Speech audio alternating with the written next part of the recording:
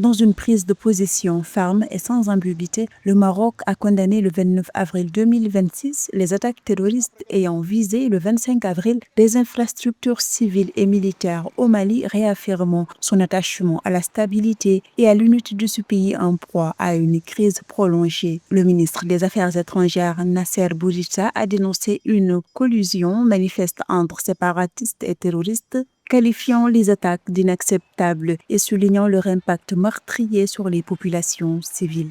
Le Royaume du Maroc a réitéré et réitère son soutien à la stabilité, à la souveraineté, à l'unité nationale du Mali. Le Maroc considère que la stabilité du Mali est fondamentale pour la stabilité régionale. Le Maroc condamne ces attaques et considère qu'ils sont inacceptables.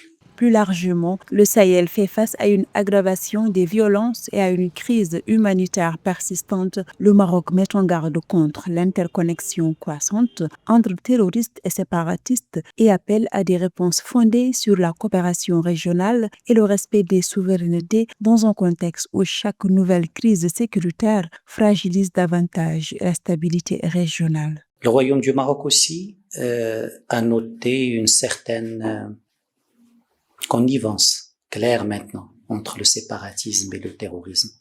C'est quelque chose qui doit nous interpeller tous. Cette alliance objective entre séparatisme et terrorisme est un danger pour la stabilité régionale, est un danger pour le Mali, mais au-delà.